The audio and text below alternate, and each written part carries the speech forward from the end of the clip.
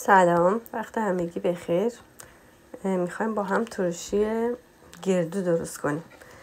اول از همه گردوهایی که میچینید و انتخاب میکنید باید تازه باشن، اینجوری که وقتی که برش بهش میدیم خیلی راحت بریده بشه و سفت نباشه.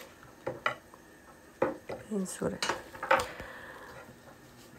گردوها رو که چیدیم میشوریم و یه لایه نازک از پوست سبزش رو باید ازش جدا کنیم و پوست بکنیم.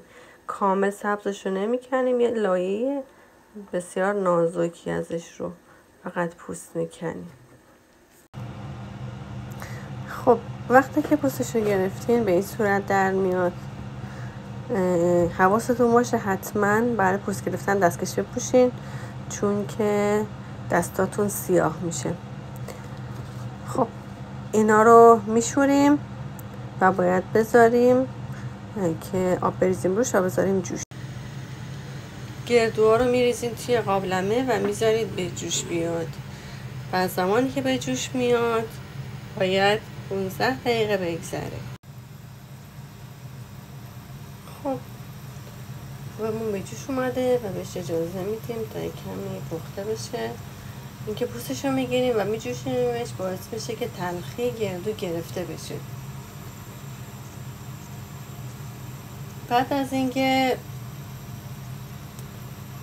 چند دقیقه گذشت باید بشوریمش دوباره و اینکه آب سرد روش بریزیم و هر 5-6 ساعت یک بار آبش رو عوض بکنیم.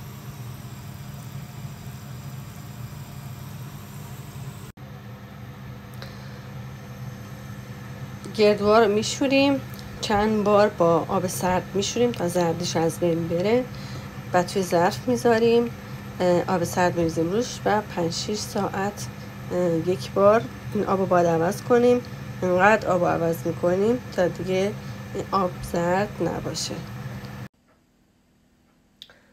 خب 3-4 روز گذشت تا آبی که روی گردوها بود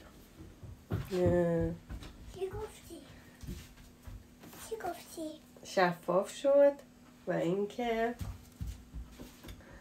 بعد از اینکه شفاف شد باید بریزیمش توی ظرف سردار و ترخون روش میریزیم.